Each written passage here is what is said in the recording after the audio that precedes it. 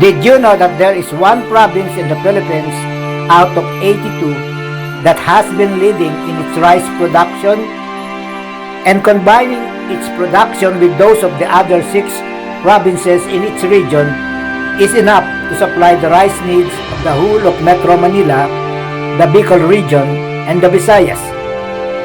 If you are from the Philippines, you know that is big. Guys, I am in a province here in the Philippines, traveling in a 3-wheeled vehicle. And this is what I'm sharing with you now. By the way, if by this time you haven't subscribed to my channel, please, by all means, do so now. Thanks. The province I am referring to is known as Nueva Ecija, a name taken from an old city of Ecija in Seville, Spain, during the Spanish colonization of the country. Historically, the Philippines had been colonized by Spain for 333 years.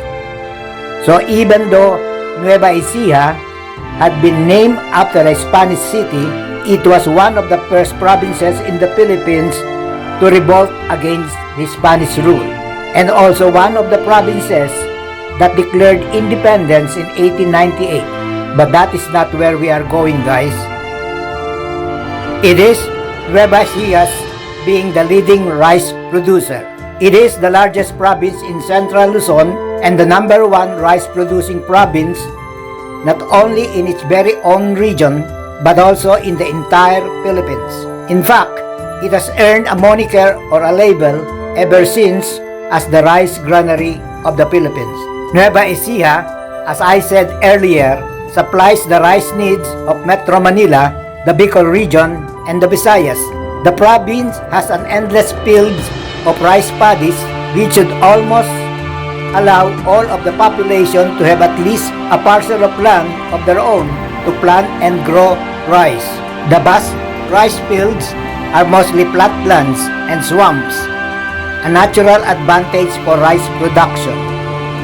For the first quarter of 2022, it has produced 246,758 metric tons of rice out of the combined production of 772,855 metric tons produced by all the other provinces that comprise the 3rd region of Central Luzon, namely Aurora, Bulacan, Tarlac, Pampanga, Zambales, and Bataan. It is no surprise that Nueva Ecija is dubbed the Rice Granary of the Philippines, and it has been that way ever since. Supposedly, there should be enough rice for everyone in the country, as Filipinos are rice-eating people. Unfortunately, that is not the case. The total rice production in 2020 amounted to 19.44 million metric tons. And yet, the Philippines as a rice-eating country is still not at the level of self-sufficiency when it comes to rice production to meet the domestic demand of the population, thus resulting to importation from Thailand and Vietnam. The Philippines rank number 8 in the production of rice in the world, with China being the #1. The combined rice production of Nueva Ecija and the other 6 provinces in Region 3 is considerably high. But the country is so big, about 82 provinces, that the combined production of the other regions is very much needed to meet the entire Philippines' demand for rice, or probably meet the level of self-sufficiency. There was a time in the 70s when the Philippines reversed the rice shortages that had severely impacted Filipinos. With the launch of the Philippine Green Revolution in 1973, rice production had increased tremendously during the succeeding years, and for 2 years, in 1977-1978, it even exported rice to its Asian neighbors. However, the success of the government's Masagana 99 program, which propelled the country's self-sufficiency in rice production, was short-lived. The poor farmers during Masagana 99 failed to repay their loans due to the unsustainable credit scheme program offered by the government to them that in the end benefited only the rich landowners big agribusiness and transnational corporations. Ironically, its Asian neighbors who have been visiting the Philippines to study rice production since the 1960s and even up to the present day have left the Philippines behind in rice production. In fact, the Philippines is currently the largest importer of rice, second to China. A Filipino meal cannot be complete without rice. It is not surprising that rice is treated in the Philippines as a political commodity. The shortage of rice could trigger mass unrest, protests, riots, mass hoarding, or even topple the government.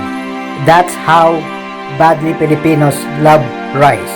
On another aspect, the city of Cabanatuan in Nueva Ecija, which also happens to be the largest city in the province, is home to more than 30,000 tricycles, earning another moniker as the Tricycle Capital of the Philippines. A tricycle is a three-wheeled vehicle.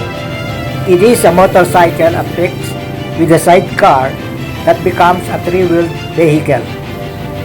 It used to transport people and has since become a source of income for approximately 10,000 families who have no other options due to unemployment. The number of people making a living from driving a tricycle is continuously increasing despite the planned introduction of E-trikes, electric tricycles, that eventually will replace the gas-fed four-stroke motorized vehicles for the reason of being sustainable in the long run from the point of view of the operators and the riding public, aside from addressing the problems of environmental pollution created by the excessive gas emissions of these three-wheeled vehicles into the atmosphere. Whether it is the Rice Granary of the Philippines or the Tricycle Capital of the Philippines, Nueva Ecija appears to stand out as a place to visit and see. Of course, there are other interesting places that make Nueva Ecija, such as the Gapan Church with its Byzantine architecture, the statue of General Antonio Luna on a horseback which stands right where he was assassinated for being a hot-headed general who perceived a threat to the first president of the Republic, General Emilio Aguinaldo, and the Central Luzon State University, which is noted as an academically excellent university in the Philippines and one of the 100 most significant educational institutions in Asia, just to name a few.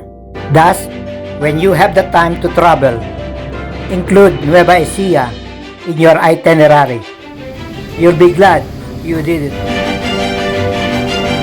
That's all for now for Alien Wave. Be sure to tune in for my next travel vlog. And don't forget to subscribe, please. Thank you.